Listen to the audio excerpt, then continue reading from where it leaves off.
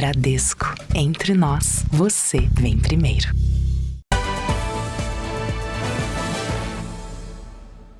Boa noite.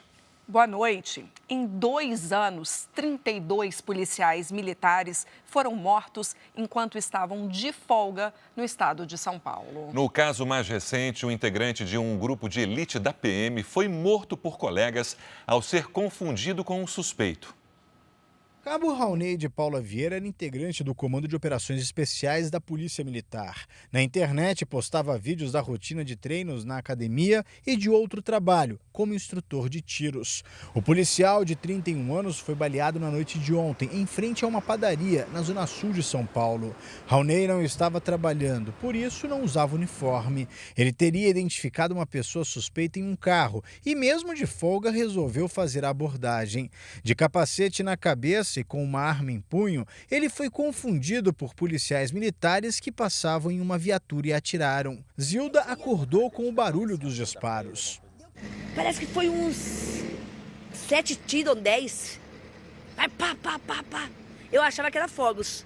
Os policiais chegaram a levar o Cabo Raoni a um hospital particular, mas ele não resistiu aos ferimentos. 2 inquéritos foram abertos, um pelo Departamento de Homicídios e Proteção à Pessoa e outro pela Polícia Militar, para apurar as circunstâncias da morte do cabo. Em 2 anos, 32 policiais militares foram assassinados em São Paulo enquanto estavam de folga. Raoni deixa um filho. Ele trabalhava na Polícia Militar havia 10 anos. O Comando de Operações Especiais lamentou a morte e afirmou que o militar fazia parte da história da instituição. A Secretaria da Segurança Pública não informou se os agentes envolvidos no caso foram afastados. Veja agora outros destaques do dia. Após críticas de Lula às eleições na Venezuela, Celso Amorim vai se reunir com o embaixador venezuelano. Bombeiros encontram corpo de piloto de avião que caiu no interior paulista. Polícia investiga se médico morto em São Paulo foi atraído para falso encontro.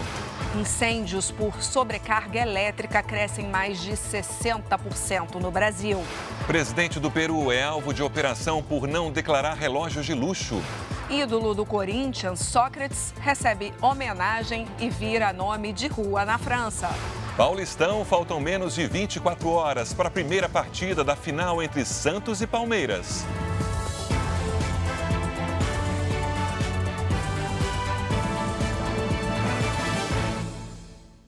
Oferecimento Cartão Bradesco. Suas compras podem até virar viagens. Uma parceria entre o governo de São Paulo e o Tribunal de Justiça vai ampliar o programa de proteção às vítimas de violência doméstica. Atualmente, 115 pessoas são monitoradas por tornozeleiras eletrônicas. 14% dos infratores foram detidos depois de novas tentativas de agressão.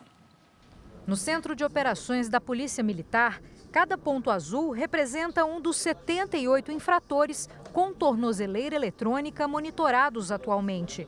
Todos respondem em liberdade pelo crime de violência doméstica. O monitoramento é feito em tempo real e, caso o agressor ultrapasse o limite de 300 metros da vítima, um sinal sonoro avisa a Polícia Militar que vai até o local. Das 114 pessoas vigiadas em 6 meses de projeto, 50 foram conduzidas ao distrito policial para prestarem esclarecimentos, pois violaram o limite permitido. 16 foram presas por novas tentativas de agressão. Alguns casos que poderiam evoluir para um homicídio, feminicídio, não aconteceram justamente por essa rede de proteção, por georreferenciamento que linkava o endereço da vítima com a tornozeleira eletrônica do agressor. Pelo aplicativo Mulher Segura, lançado neste mês, a vítima de violência consegue, em caso de risco, acionar o botão de pânico e fazer boletim de ocorrência online. A parceria entre o governo e o Tribunal de Justiça de São Paulo vai ser expandida na capital e na Baixada Santista. Cerca de 1.000 novas tornozeleiras vão ser compradas após edital. Para esta procuradora de Justiça e conselheira do Ministério Público, ações desse tipo são um avanço para o amparo das mulheres. Quando o autor do fato tem uma medida dessas restritiva e, por exemplo, com uma tornozeleira eletrônica, aquilo é um reforço que o sistema de justiça está dando para que aquela conduta que ele vinha adotando não é aceitável. Então, isso também acaba auxiliando para que evitem novos casos de agressão, novos casos de violência e de descumprimento da medida protetiva. Mais de 1.000 armas foram apreendidas no estado do Rio de Janeiro nos 2 primeiros meses deste ano. Hoje, durante uma operação na capital, 2 suspeitos foram presos e, com eles, os policiais encontraram mais 2 fuzis. Helicópteros da Polícia Militar sobrevoaram 4 comunidades da zona norte do Rio em busca de traficantes. A operação teve como objetivo combater o tráfico de drogas e o roubo de veículos na região. Na chegada dos policiais, houve tiroteio. 2 suspeitos foram presos e, com eles, os policiais encontraram 2 fuzis. Só nos 2 primeiros meses desse ano, mais de 1.000 armas foram apreendidas aqui no estado do Rio, uma média de quase 17 por dia. Desse total, 128 eram fuzis, um armamento cada vez mais usado pelos criminosos. Ao utilizar armas de guerra numa região urbana, a gente tem ferimentos de guerra e vítimas de guerra. Isso vai se refletir no nosso serviço de saúde, vai se refletir na alta letalidade e morte de policiais em serviço e causa um prejuízo gigantesco à sociedade. A apreensão de fuzis, ela representa uma diminuição direta nos índices de violência e criminalidade. O especialista diz ainda que é importante impedir a chegada das armas no estado. O Rio de Janeiro não produz drogas, não fabrica armas e nem munições. Essas drogas, essas armas, essas munições, elas atravessam as nossas fronteiras, percorrem nossos portos e aeroportos, as nossas estradas federais e vão chegar aqui nas comunidades dominadas pelo crime organizado. Só nos últimos 4 dias, 13 fuzis foram apreendidos em diferentes pontos da capital. Quase 1.000 crianças com até 4 anos de idade morreram engasgadas no Brasil desde 2020. Os telefones de emergência como 190 e 193 podem ajudar os pais nesse momento de desespero. Em São Paulo, policiais militares e bombeiros salvaram, em média, 2 bebês engasgados por dia no ano passado. Hoje a Mel está bem e a família feliz com a bebê de 3 meses. Mas há 10 dias, eles passaram por um grande susto. Ali eu vi a minha neném se engasgando com leite, né? Eu tentei realizar a manobra, só que ali ela começou a perder a respiração dela. Felipe procurou uma base da Polícia Militar. O circuito de segurança mostra quando ele chega com a filha em uma moto. Rapidamente, os policiais se mobilizam para desengasgar a menina. Um deles coloca a bebê de bruços e bate nas costas dela até que o leite sai. A ação rápida de policiais e bombeiros é determinante. Mas, na maioria das vezes, são profissionais que atendem nos números de emergência 190 e 193, que ajudam as famílias em São Paulo. No ano passado, a Polícia Militar e o Corpo de Bombeiros salvaram, em média, 2 bebês engasgados por dia. Os pedidos de socorro chegaram pelos telefones de emergência e foram decisivos para salvar as crianças. Ao todo, foram 760 atendimentos. Polícia Militar Emergência, qual o seu nome? Coloca o seu bebê de barriga para baixo, coloca no seu braço, coloca ele de barriga para baixo e com a cabeça na mão, na altura da mão. E você já fez isso, já, senhora? Ele voltou. O que os atendentes orientaram a fazer é a chamada manobra de Heimlich. Manter a calma, segurar a criança aqui com toda a cautela com as mãos, fazer um ângulo de inclinação, porque isso aqui ajuda a desobstrução das vias aéreas superiores e a partir daí você realizar pequenos tapas aqui na parte das costas da criança. Dados do Ministério da Saúde mostram que desde 2020, o engasgo causou a morte de 923 crianças de até 4 anos.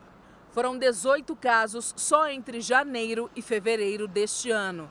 O atendimento rápido é capaz de evitar que casos assim se repitam. Trabalho que o Felipe faz questão de agradecer. Meu sentimento é amor, é paz, é gratidão. Esse é o sentimento que eu tenho dentro de mim nesse momento. Um satélite israelense desenvolvido para encontrar líquidos em Marte tem sido usado para rastrear vazamentos na rede de distribuição de água no Rio Grande do Sul. A cada dia, antes mesmo de chegar às torneiras, o Brasil perde um volume equivalente a quase 8.000 piscinas olímpicas de água potável. O suficiente para abastecer cerca de 67.000 pessoas por ano. No Rio Grande do Sul, 41% são desperdiçados em vazamentos, de acordo com o Sistema Nacional de Informações sobre Saneamento. Para combater esse desperdício, o Estado conta agora com uma tecnologia israelense, um satélite originalmente desenvolvido para buscar água em Marte. O equipamento consegue identificar vazamentos na rede de abastecimento com a ajuda de radares. O satélite nos entrega esses pontos de interesse, né? São pixels que são analisados por um algoritmo e as nossas equipes vão a campo depois. O satélite, posicionado a 700 quilômetros de distância da Terra, escaneia o subsolo por meio da emissão de micro-ondas. O sistema é capaz de identificar água potável em contato com o solo a até 3 metros de profundidade. 2/3 dos vazamentos eles não afloram, eles não aparecem, então eles têm que ser procurados, né? Por isso a importância da atividade. A tecnologia que já é usada no Rio de Janeiro foi adotada agora pela Companhia de Saneamento da região metropolitana de Porto Alegre. Mais de 3.300 quilômetros de redes de água já foram verificados. 330 quilômetros apresentaram vazamentos. Nós já vamos no local do vazamento e já partimos para resolver o problema, né, fazendo a recuperação daquele vazamento naquele momento. Eu te diria que 10 vezes melhor do que o sistema convencional. O período de chuvas faz aumentar os casos de rotavírus no país. O contágio ocorre principalmente pela via oral ou respiratória. As crianças de até 5 anos são as mais afetadas. A cobertura vacinal no ano passado foi de 76%, enquanto o ideal é que fique em 90%. Neste pronto-socorro pediátrico em Goiânia, os sintomas mais citados são estes. Dá muita febre e agora 2 dias está chorando, pondo a mão na cabecinha. Dor na barriga, dor no corpo, vomitou hoje. A principal suspeita é de contaminação por rotavírus, uma virose altamente contagiosa e que, segundo o Ministério da Saúde, é a causa mais frequente de diarreia grave em crianças menores de 5 anos de idade. Por isso, segundo os médicos, a providência mais importante é combater a desidratação. A vacina contra o rotavírus faz parte do calendário do SUS e impede que a doença evolua para casos graves. Mas a cobertura tem ficado abaixo do recomendado. As mamães e os papais não podem ficar perdendo muito tempo para levar para vacinação, porque ela existe uma data limite. Se passa de 14 semanas, essa criança não pode mais receber a vacina. Então, ela vai ficar sem essa imunidade para o resto da vida. O contágio ocorre pelo contato oral ou respiratório. Por isso, os casos aumentam no período chuvoso, quando a água da chuva se contamina com o esgoto das cidades. Você tem a contaminação da água potável por conta de transbordamento, de esgoto que às vezes não está feito, você tem esgoto a céu aberto em várias localidades. Então, a falta de infraestrutura, quando você tem muita chuva, leva a essa contaminação da água potável e, com isso, aumento de doenças que são doenças normalmente de transmissão fecal-oral. Apesar do rotavírus ser mais grave em crianças, a doença atinge todas as faixas etárias. Na casa da Mariana, depois do filho, todo mundo também se contaminou. Eu e meu marido começamos também a ter sintomas. Ele teve todos os sintomas. Eu tive apenas vômito, né, e febre. E uma bactéria rara se espalha em ritmo recorde no Japão. A taxa de mortalidade é de 30%. E especialistas correm contra o tempo para descobrir a causa do surto. O nome da bactéria é Streptococcus pyogenes, mais popularmente conhecida como estreptococo do grupo A, e que no Japão recebe outro nome, bactéria devoradora de carne. É que ela se alastra pelo corpo, provocando febre, falência dos órgãos e necrose, a morte das células dos tecidos do corpo. Em 30% dos casos, a doença é letal. E pior, as vítimas podem morrer em menos de 48 horas. O tratamento é feito com antibióticos, mas em estado avançado, os pacientes precisam amputar os pés ou as mãos, regiões onde essas bactérias causam as infecções. Em 2023, foram registrados 941 casos da síndrome do choque tóxico estreptocócico no Japão. Este ano, os diagnósticos dispararam. Só nos 70 primeiros dias de 2024, foram 517 casos. O modo de transmissão é por meio de infecções, por gotículas de saliva, contato físico ou com machucados de doentes, explica o especialista em doenças infecciosas da Universidade Fujita, em Aichi. Devido à forma de contaminação, ele acha que dificilmente a síndrome se transformaria numa pandemia. No geral, a bactéria Streptococcus do grupo A atinge crianças, provocando dores de garganta e outros sintomas comuns da gripe. E entre 10% e 20% são assintomáticas. Os especialistas tentam agora identificar a mutação da cepa que levou ao surto recente, registrada também na Austrália e alguns países da Europa. Nesta semana, o governo de Tóquio criou um comitê especial para combater o avanço da doença. Só neste ano, a capital japonesa registrou 88 casos da síndrome do choque tóxico estreptocócico. 27 pessoas morreram. A recomendação dos especialistas é manter a higiene das mãos e usar máscara em locais com aglomerações. Israel e Hamas começam a costurar um acordo por uma trégua nos conflitos a partir de amanhã. Enquanto isso, o exército israelense atingiu alvos do grupo terrorista na faixa de Gaza. O vídeo divulgado pelos militares israelenses mostra bombardeios em infraestruturas do Hamas na faixa de Gaza. Os ataques atingiram um centro de operações do grupo terrorista e um túnel usado para deslocamento dos militantes. Na outra frente de guerra, no sul do Líbano, 3 militares e um funcionário da ONU ficaram feridos na explosão de um veículo. Os libaneses afirmam que o ataque foi cometido por um drone israelense, mas Israel nega. Neste sábado, familiares de reféns se reuniram para um protesto para exigir um acordo que leve à libertação dos sequestrados. As negociações por uma trégua no conflito serão retomadas neste domingo, de acordo com fontes ligadas ao governo do Egito. O país africano é um dos mediadores das conversas entre Israel e o Hamas. As últimas tratativas foram interrompidas pelos israelenses porque o grupo terrorista se recusou a cumprir algumas exigências. O Hamas quer a retirada das tropas de Israel da faixa de Gaza, condição rejeitada pelo governo de Netanyahu. Neste sábado, um segundo navio carregando quase 400 toneladas de comida para os palestinos deixou o porto de Lárnaca, no Chipre, rumo à faixa de Gaza. A operação no corredor marítimo humanitário é realizada em conjunto com o governo de Israel, que inspecionou toda a carga. A chegada está prevista para os próximos dias. O território palestino não conta com um porto, por isso o navio também transporta empilhadeiras e um guindaste para ajudar no desembarque da ajuda humanitária. A chuva não tem dado trégua na região Nordeste. Como será que fica o tempo nesse domingo de Páscoa? Vamos saber com a Paloma Poeta. Paloma, boa noite para você. Mais chuva aí nesse período?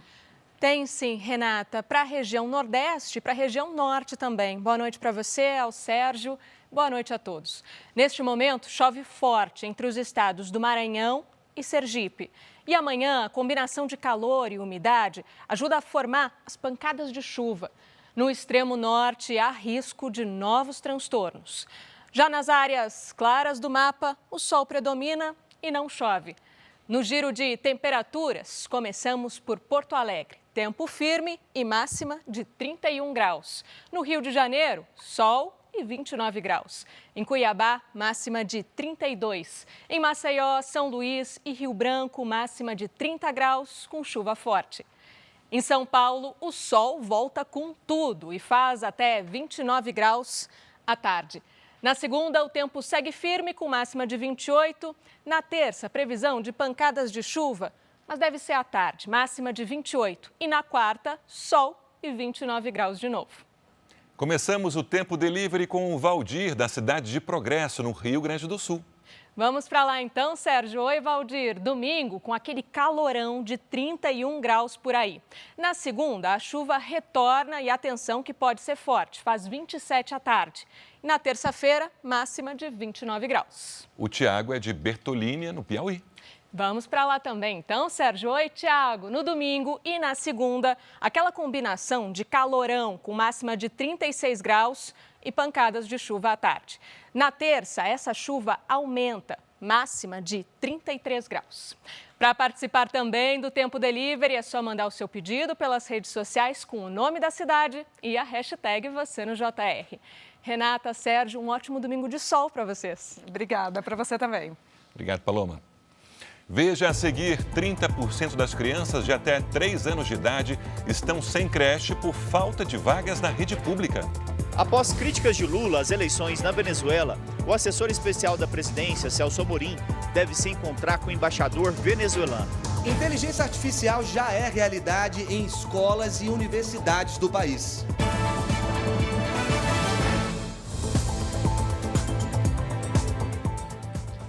Uma em cada 3 crianças de 0 a 3 anos de idade está fora da creche porque faltam vagas na rede pública do país. E essa realidade mostra que a meta estabelecida pelo Plano Nacional de Educação não deve ser cumprida até o final desse ano. Lugar de criança deveria ser na escola.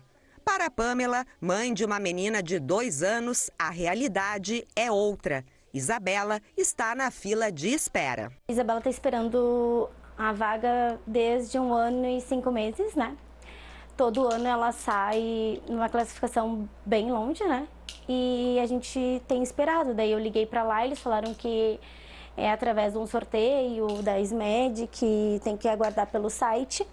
E a gente tem esperado desde então. Segundo a Secretaria da Educação de Porto Alegre, são cerca de 7.000 crianças fora das creches na capital gaúcha. Para tentar reduzir este número, a Defensoria Pública do Estado fez um acordo com a Prefeitura.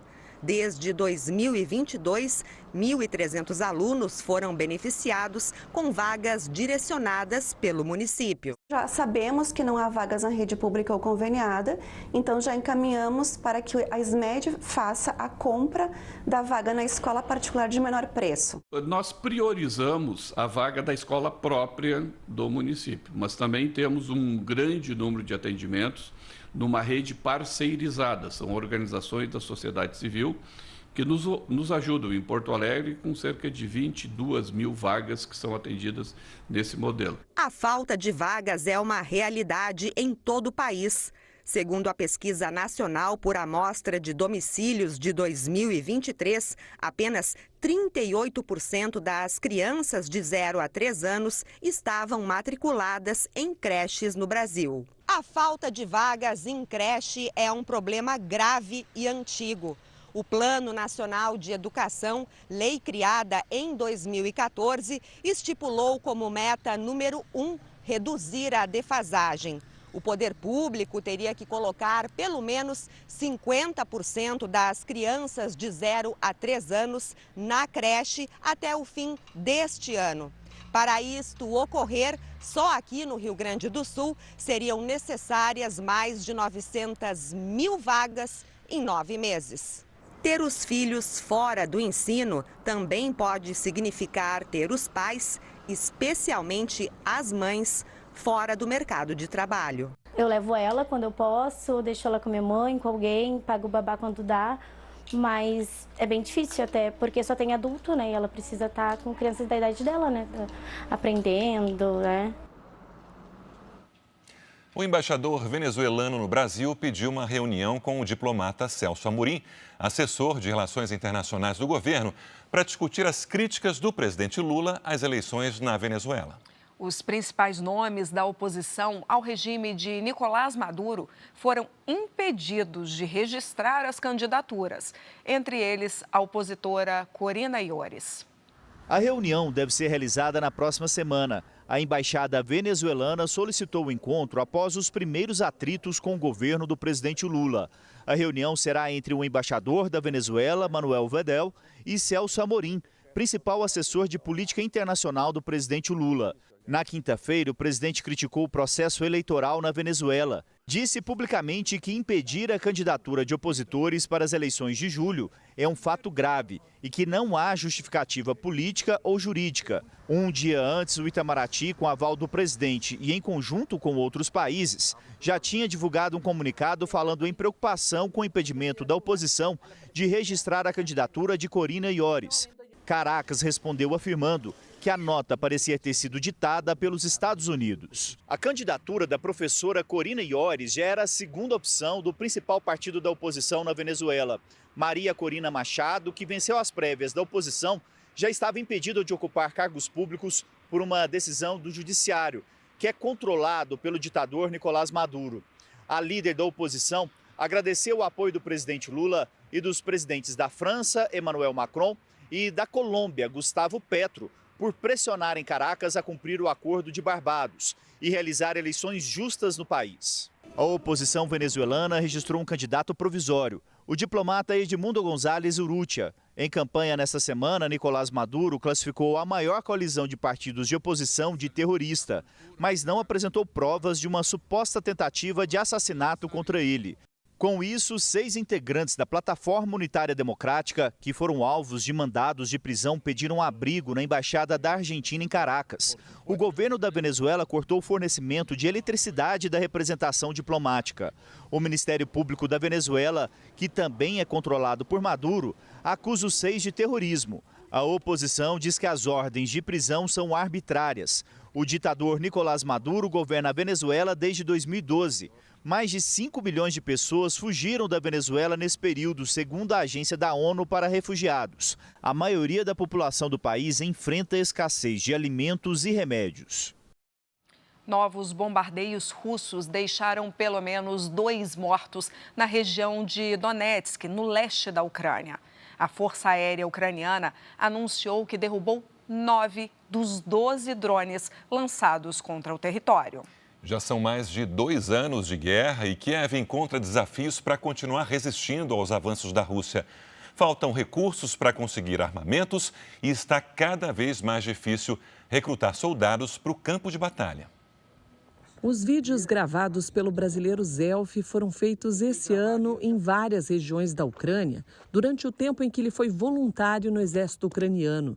Foram 72 dias. Nessa semana, o brasileiro deixou o conflito preocupado. Todos os meus amigos, a grande maioria dos brasileiros que eu conheci aqui, que eu fui para campo de batalha, todos, eu falei com eles entre ontem e hoje, todos já estavam, uns até já foram embora, outros já estavam já com malas prontas, eu já estavam em Paris, eu estava em Londres, já voltando para o Brasil já.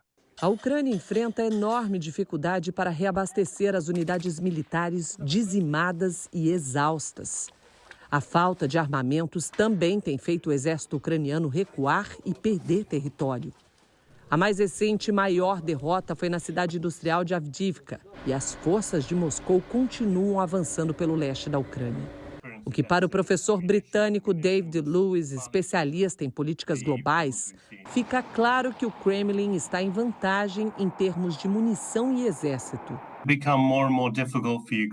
Vai ficar mais e mais difícil para a Ucrânia manter a luta, porque essas pessoas que foram mobilizadas e estão na fronteira estão lá há 2 anos em muitos casos.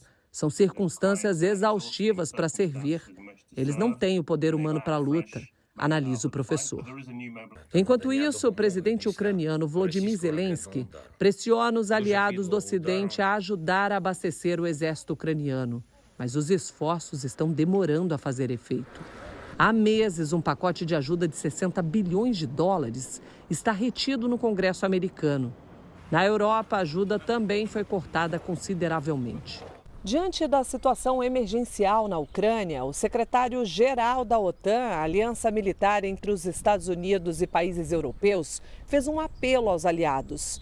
Jens Stoltenberg admitiu que o fornecimento de armas ao exército ucraniano foi reduzido e afirmou que agora é o momento de priorizar o apoio a Kiev, enviando mais armamentos. Segundo Stoltenberg, é uma questão de vontade política.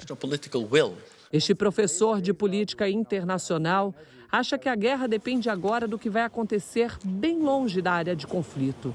As eleições dos Estados Unidos, principalmente se o vitorioso for o ex-presidente Donald Trump. A postura do Trump tem sido, desde que ele foi eleito a primeira vez, acho que isso se mantém, de se desengajar de questões internacionais. Sempre foi a posição dele retirar, digamos assim, essa pegada pesada dos Estados Unidos de outras regiões do mundo. Então eu acho que caso o Trump volte, aí a gente pode ver uma reorientação do que está acontecendo na Ucrânia. Não a vitória total do que eles desejavam no começo do conflito, mas a vitória que foi possível depois da grande resistência que eles encontraram na Ucrânia. Forças de segurança do Peru fizeram uma operação de busca e apreensão contra a presidente do país. A suspeita é de que Dina Boluarte tenha ocultado relógios de luxo. A polícia entrou na casa da presidente e no Palácio de Governo, em Lima, com autorização do Supremo Tribunal de Investigações. Dina Boluarte também é investigada por suposto enriquecimento ilícito. A operação teve a participação de quase 40 agentes e promotores. A presidente, que está no cargo desde 2022, disse que a medida foi arbitrária e abusiva. E veja a seguir, Sócrates, ídolo do Corinthians e da seleção, recebe homenagem e vira nome de rua na França. Bombeiros de São Paulo atendem em média mais de 300 chamados de incêndios por mês. Metade deles em casas e apartamentos. Polícia investiga a morte de médico em São Paulo. Investigadores acreditam que ele tenha sido vítima do chamado golpe do amor.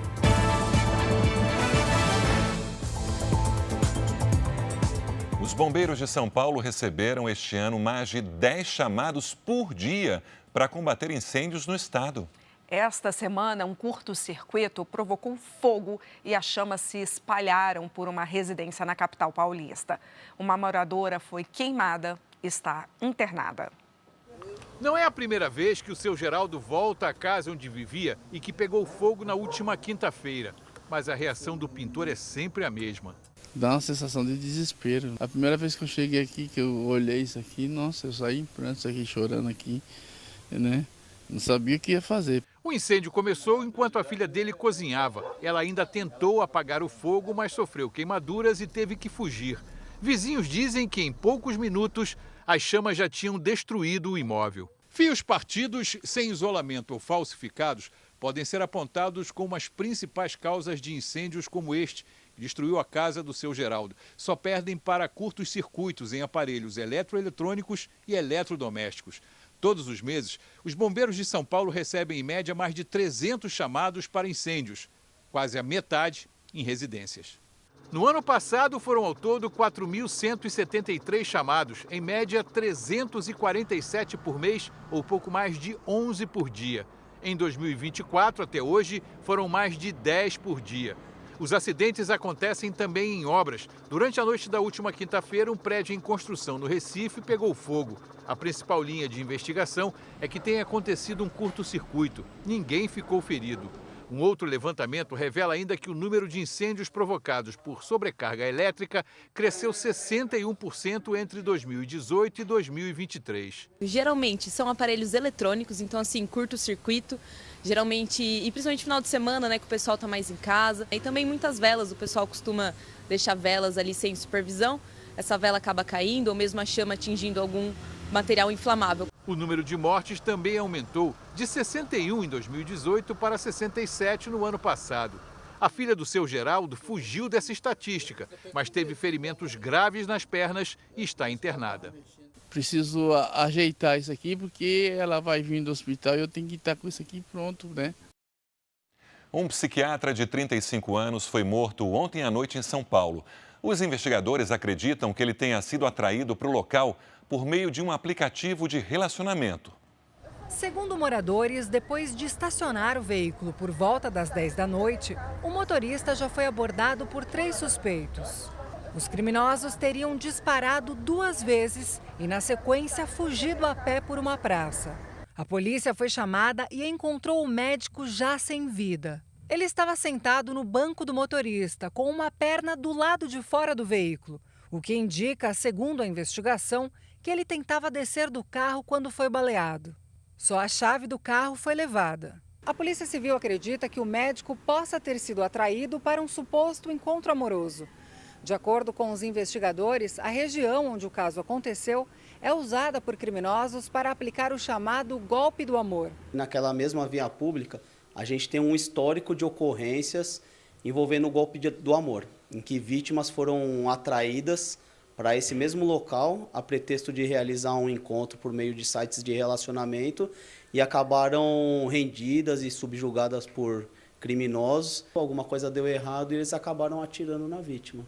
A vítima foi identificada como Heleno Veg Dumba, de 35 anos. Policiais avisaram a família do médico, que é de Minas Gerais. No veículo, os peritos colheram impressões digitais e encontraram papéis relacionados ao trabalho de Heleno, preservativos e uma mochila com remédios. Dados mais recentes da Secretaria de Segurança mostram que o estado de São Paulo registrou mais de 16 mil roubos. Já o número de latrocínios, que é o roubo seguido de morte, subiu para 16 em fevereiro deste ano. Essa mulher mora no bairro da Zona Norte há 38 anos. Ela prefere não se identificar e diz que há 5 anos a situação só piora na região. Eu já chego aqui com medo. Às vezes a gente acorda com tiro, né? Gente gritando socorro e a gente sem poder fazer nada.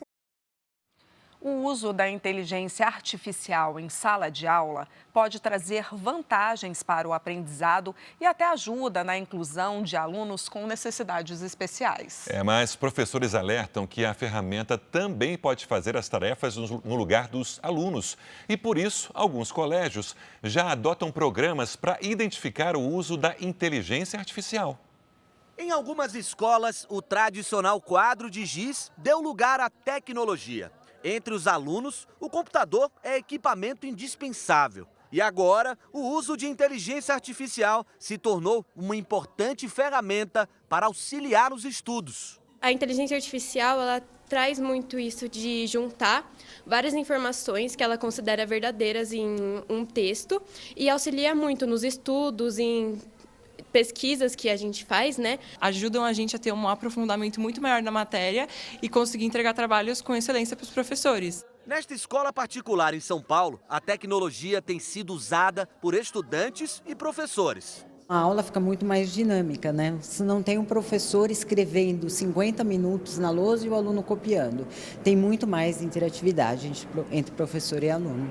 Alunos com dislexia, um transtorno que afeta habilidades de leitura e escrita, também podem se beneficiar com a tecnologia. Então, transformar o texto lido em um texto ouvido, corrigir, né, erros ortográficos, ajudar até na própria estruturação da sintaxe, né, da redação. Isso é um benefício muito grande para a pessoa que tem dislexia. A inteligência artificial pode ser uma importante aliada na transformação do cenário educacional, trazendo inovações significativas. No entanto, como qualquer tecnologia, a ferramenta também traz desafios e preocupações.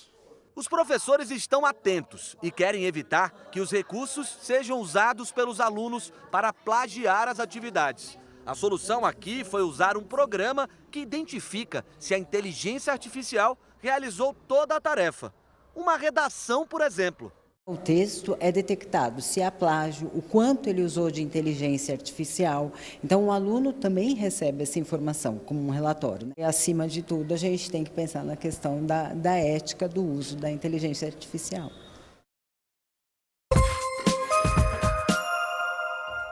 Foi encontrado hoje o corpo do piloto Ângelo Pucci Filho, de 44 anos, morto na queda de um avião bimotor em Jundiaí, interior de São Paulo. O piloto estava sozinho na aeronave, que tinha documentação em dia. Um ônibus com 28 passageiros pegou fogo em Morretes, no Paraná. Segundo a Polícia Rodoviária Federal, uma pane elétrica causou o incêndio. A BR-277 chegou a ser totalmente bloqueada na pista sentido Curitiba. Ninguém ficou ferido. Um homem foi preso depois de agredir uma frentista em Uberlândia, Minas Gerais.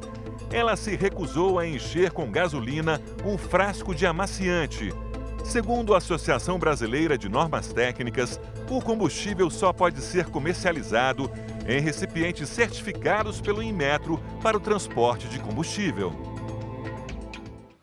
Foi inaugurada hoje na França uma rua em homenagem ao craque da seleção brasileira, Sócrates. Ele foi um dos principais nomes da democracia corintiana, movimento que na década de 80 defendia o fim da ditadura.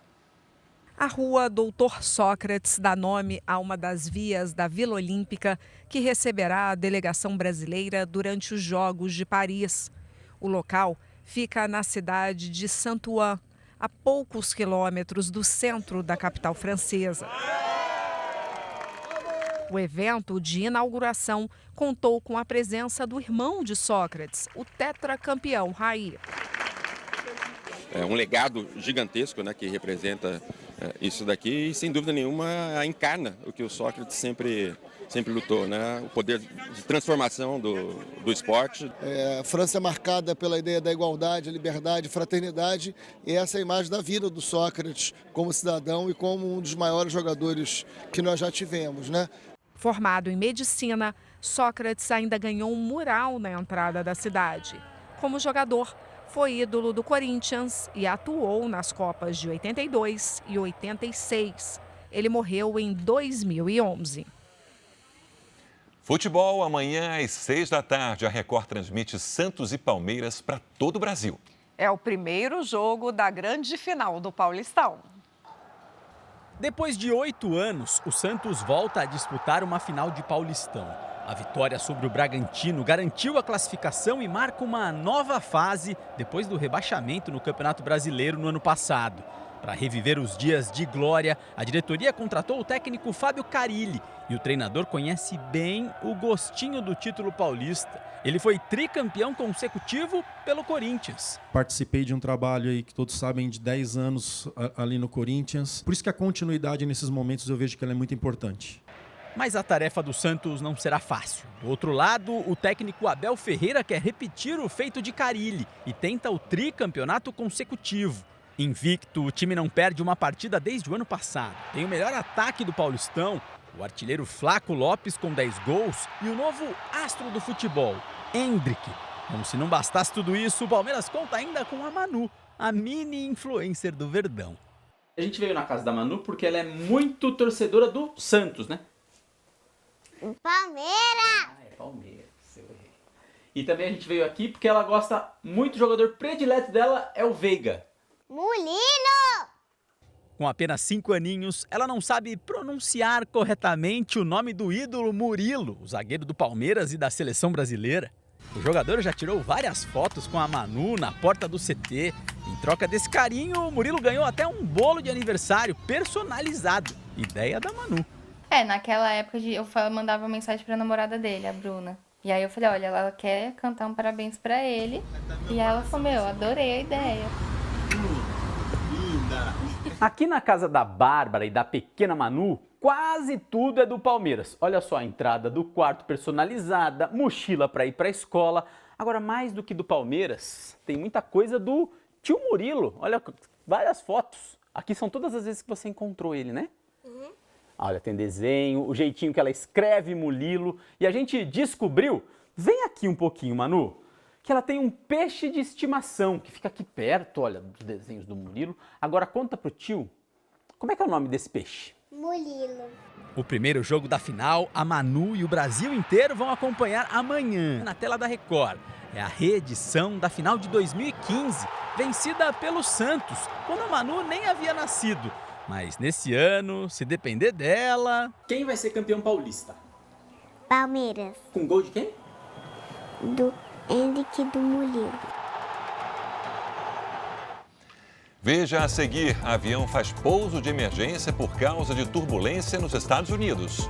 Mais de 126 mil cães e gatos receberam um chip e tiveram o documento regularizado na cidade do Rio de Janeiro. Estudo inédito avalia prejuízo da poluição por microplástico nas praias brasileiras.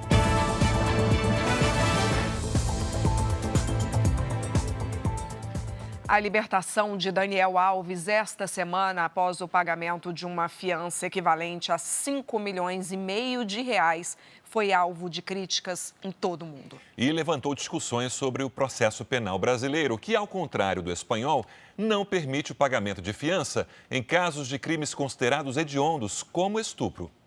A saída de Daniel Alves com a cabeça erguida pela porta da frente da penitenciária esta semana na Espanha provocou pelo mundo uma onda de indignação. Após 14 meses preso, o ex-jogador brasileiro, condenado a 4 anos e 6 meses de prisão por estupro, obteve a liberdade provisória na justiça após pagar o equivalente a cerca de 5,5 milhões de reais em fiança. No Brasil, o pagamento de fiança também está previsto na legislação e pode ser concedido até que se esgotem todas as possibilidades de recurso no processo. O objetivo da medida cautelar é garantir que, mesmo solto, o réu ou investigado vai cumprir todas as condições que foram impostas para a liberdade provisória. Caso contrário, não receberá o dinheiro de volta se for absolvido. A fiança pode ser estipulada por um delegado de polícia quando se tratar de um crime com pena máxima prevista de até 4 anos de prisão, como furto, ou por um juiz se a pena for maior. A condição financeira do réu ou investigado é sempre levada em conta, segundo este advogado. Os 2 principais fatores a serem levados em consideração é a situação socioeconômica do investigado ou do acusado e a gravidade do crime pelo qual ele está sendo investigado ou acusado. Ao contrário da legislação espanhola, que permitiu a saída provisória de Daniel Alves mediante pagamento de fiança, no Brasil, investigados e condenados por crimes considerados hediondos, como o estupro, não têm direito ao benefício. Também são inafiançáveis crimes como racismo, tortura, tráfico de drogas e terrorismo. Segundo essa outra advogada, mesmo nos casos em que o pagamento de fiança não está previsto na lei, o juiz ainda pode conceder liberdade provisória ao acusado. Algo, porém, que dificilmente acontece quando o réu condenado já cumpre pena na prisão, como aconteceu com Daniel Alves na Espanha. No Brasil, qual que é a situação comum? A pessoa, ela é presa em flagrante, mantém-se a prisão preventiva ao longo do processo, ela é condenada, ela continua presa. Não existe uma proibição de que isso aconteça, mas é muito difícil. Um Boeing 787 que partiu de Israel precisou fazer um pouso de emergência no norte do estado de Nova York. A aeronave, que tinha como destino o aeroporto de Newark, em Nova Jersey, desviou a rota depois de uma forte turbulência causada pelo vento. 22 passageiros ficaram feridos. Um homem armado com faca manteve 4 pessoas reféns em uma casa noturna na Holanda. As imagens mostram o momento em que o suspeito se rende depois de horas de negociação. A polícia já descartou que tenha sido um ato terrorista e investiga o que motivou o crime. Ninguém ficou ferido. Autoridades de saúde inspecionaram hoje a fábrica onde eram produzidos os suplementos dietéticos que teriam causado 5 mortes no Japão. Outras 114 pessoas foram hospitalizadas com problemas renais. A fabricante disse que ainda não conseguiu identificar qual substância tóxica contaminou os produtos. O Brasil tem mais de 30 milhões de cães e gatos vivendo nas ruas. Alguns têm donos, mas se perdem e não conseguem voltar para casa. Desde janeiro, quando o uso de microchip virou lei na cidade do Rio, mais de 126 mil animais passaram pelo procedimento. O Billy é um verdadeiro fujão e costuma dar muito trabalho para o seu Francisco. E por isso, quando soube que poderia colocar um chip nos seus cães, ele não pensou 2 vezes. Esse aqui foge, essa aqui não. Essa aqui vai ali e volta, mas esse aqui de vez em quando ele some, aparece, mas só que com o chip vai ficar mais fácil, né? Para não perder o nosso bichinho, né? A identidade digital de cães e gatos é gravada em um chip do tamanho de um grão de arroz. O dispositivo é aplicado sob a pele do animal de forma rápida e pouco invasiva. Com isso, caso o animal fuja, poderá ser identificado em um banco de dados que pode ser acessado por veterinários, abrigos e órgãos públicos. Essas informações também podem ser usadas para a implementação de políticas públicas. Na cidade do Rio, desde janeiro, quando a lei entrou em vigor, mais de 126 mil animais receberam o microchip e tiveram a documentação regularizada. A procura vem aumentando e muitos tutores estão fazendo o serviço em clínicas particulares. Nesta aqui, só neste mês, foram feitos 20 procedimentos. Não traz nenhum malefício para o animal e, muito pelo contrário, né? É importante que faça essa microchipagem, porque primeiro que é obrigatório, né? Por lei é obrigatório que todo animal seja microchipado. E também para dar um pouco mais de garantia, né? Para o próprio tutor em caso de perda do animal. A microchipagem é uma iniciativa pouco comum no Brasil. Em Porto Alegre, ela é opcional. A cidade de São Paulo exige apenas em casos de venda e adoção. Já o estado de Minas Gerais fornece microchips aos municípios credenciados. Em contrapartida, eles precisam criar campanhas que incentivem a castração dos animais. Veja agora os destaques do Domingo Espetacular. Roberto Cabrini, num encontro emocionante com Milton Neves. Eu era muito mais feliz com pouca coisa do que hoje, que eu tenho tudo. O apresentador luta contra a depressão depois da morte da esposa e ainda dá detalhes do golpe financeiro milionário que sofreu. Qual o futuro de um dos maiores nomes do jornalismo esportivo do Brasil? Ela é a queridinha das donas de casa, mas pode se transformar numa arma mortal. Nós fizemos o teste para mostrar qual a forma correta de usar a panela de pressão e as dicas para evitar acidentes como esse. Os bastidores do novo show de Léo Santana. O cantor se aventura por ritmos diferentes e divide o palco com estrelas da música brasileira como Ivete Sangalo, Simone Mendes, Isa e Ana Castela. Obrigado, família Record. Obrigado por estarem aqui nesse momento tão histórico da minha vida e carreira. Trabalho reconhecido. A brasileira que acaba de ser eleita a melhor chefe de cozinha do mundo recebe o Domingo Espetacular em casa. Eu brinco que o Brasil é uma escola de samba e a coroa dessa escola de samba é a feijoada e a caipirinha. O desafio para alcançar esse título e o segredo dos pratos que conquistaram os paladares internacionais. É no Domingo Espetacular, um pouco mais tarde, às 8 da noite. Até lá! A criação de gado em pasto com sombra de árvores é uma prática cada vez mais comum no país. A chamada pecuária floresta, a técnica aumenta o bem-estar do rebanho e também de quem trabalha no campo. O rebanho passa boa parte do dia debaixo das árvores. Nessa propriedade em Sidrolândia, interior de Mato Grosso do Sul, a proposta de preservar a árvore no pasto é mantida há anos.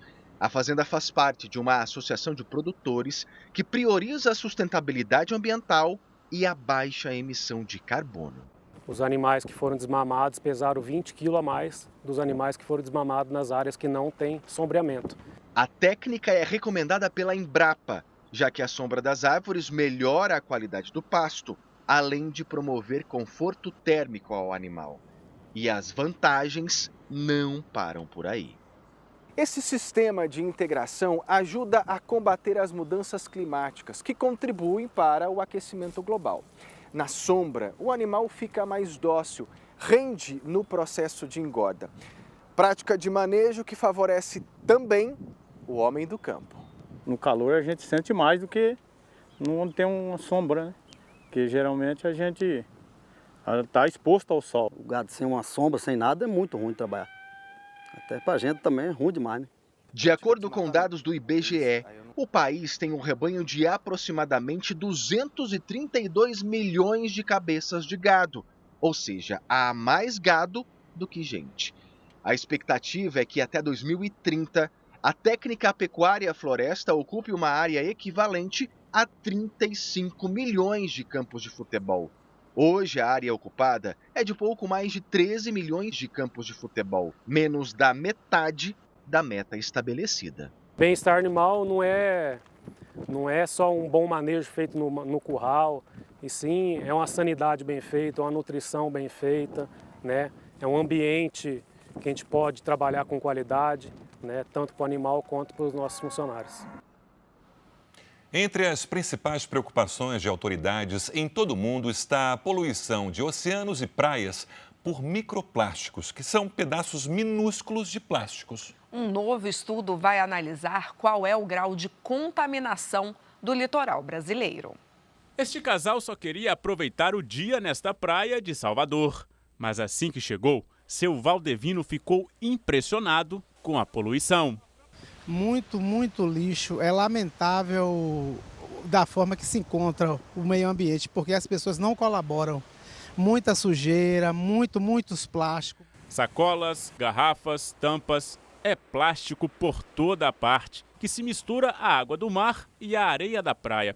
A decomposição desses materiais gera o microplástico, que são pedaços de plástico bem pequenos, menores que 5 milímetros. Então, muitas vezes, são imperceptíveis a olho nu. Resíduos da indústria também produzem microplásticos, que estão presentes em diversos produtos, como em parte dos esfoliantes para a pele. Ao lavar o rosto, esses compostos podem acabar no mar. O plástico é o grande problema da modernidade, no mundo inteiro, no Brasil não é diferente. Então, ter esse microplástico no lugar onde deveria ter nutrientes, onde deveria ter alimento para o peixe, isso causa todo o impacto, desde o indivíduo até os consumidores finais. Além dos problemas ao meio ambiente, pesquisas recentes revelam que microplásticos encontrados no sangue aumentam o risco de ataque cardíaco e acidente vascular cerebral. Pesquisadores de mais de 20 instituições do país e também do exterior realizam um estudo inédito sobre a poluição do microplástico em praias ao longo da costa brasileira. Mais de 5.500 amostras de areia e água já foram coletadas em cerca de 800 praias. O objetivo da pesquisa é identificar quem são os maiores poluidores e apontar propostas para melhorar a gestão do lixo nas cidades litorâneas. E aí, nessa cadeia de associação, a gente faz a logística reversa para entender de onde é que veio esse plástico. Está associado à indústria petrolífera, supermercado, outro tipo de produção, lixo doméstico.